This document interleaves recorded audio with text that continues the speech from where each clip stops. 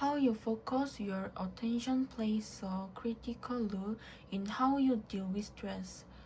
Sca- Scattered attention harms your ability to let go of stress because even though your attention is scattered, it is narrowly focused, for you are able to fixate only on the stressful parts of your experience.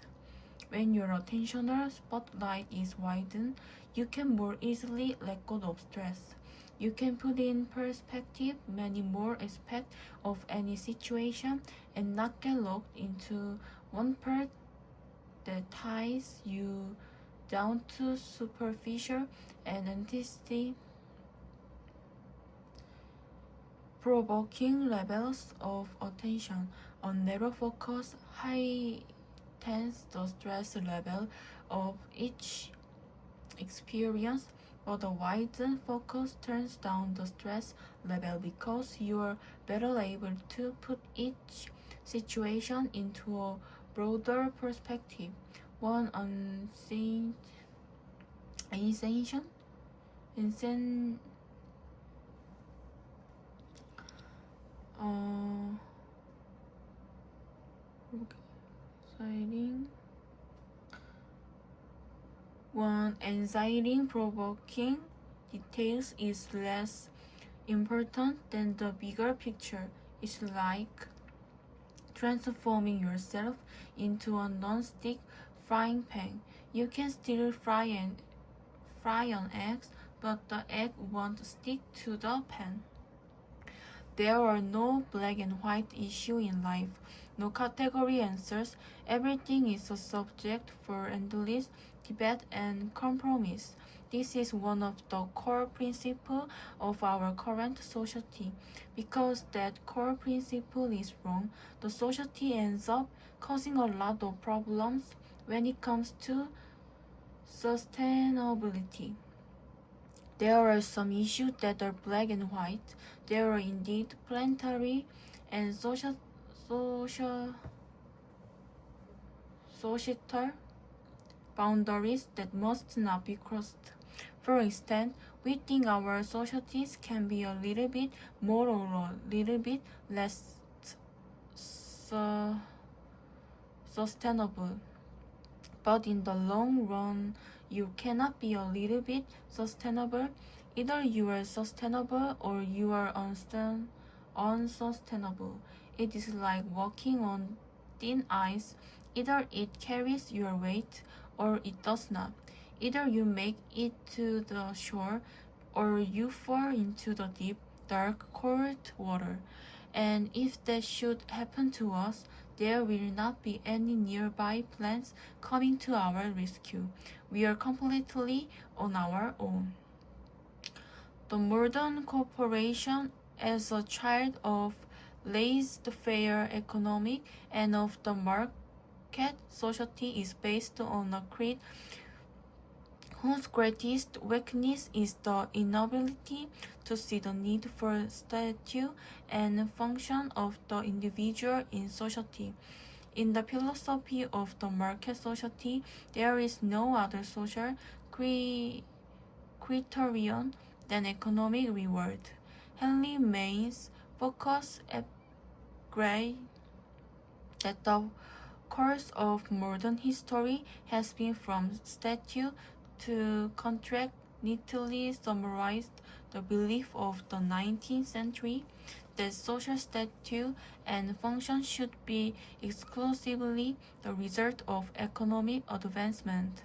This emphasis was the result of the rebellion against a concept of society which defends human position exclusively in terms of politically determined status and which does deny equality of opportunity.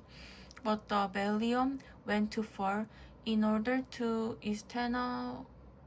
establish justice in any meaning, and thirdly meant to those who those who cannot advance, that is, to the majority, instead of realizing that the good society must give both justice and statue.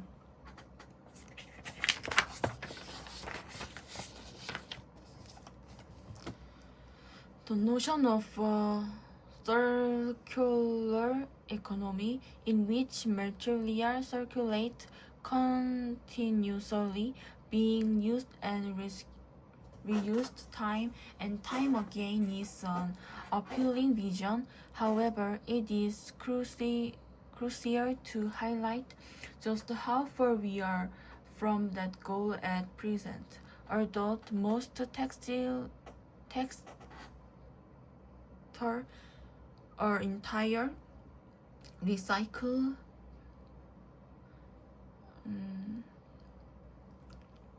73% of waste clothing was incinerated or went to landfill globally in 2050. Just 12% was recycled into low-value textile applications such as mattress stuffing, and less than 1% was recycled back into clothing. Some would question how realistic the idea of closing the loop can be. The complexity of the fashion system means that there are multiple opportunities for materials to leak from the reuse recycle. Furthermore, it must be noted that fiber recycling is not without its own environmental footprint. Even the reuse of second-hand clothing has implications in terms of resource use and waste, particularly if items are transported over long distance, dry cleaned, and repacked. When anticipating the effects of time, we should mentally forecast what they are likely to be. We should not practically stop them from happening by demanding the immediate performance of promise which time alone can fulfill.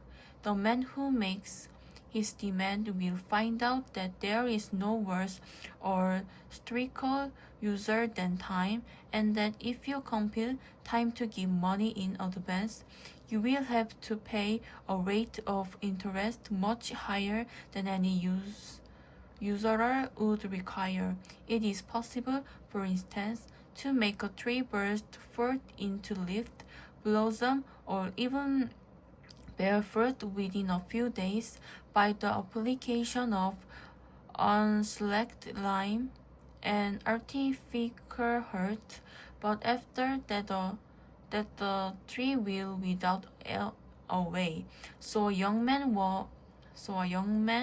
may abuse his strength. It may be only for few weeks, by trying to do at 19 what he could easily manage at 30, and time may give him the load for which he asked, but the interest he will have to pay comes out of the strength of his later years. Indeed, it is part of his very life itself.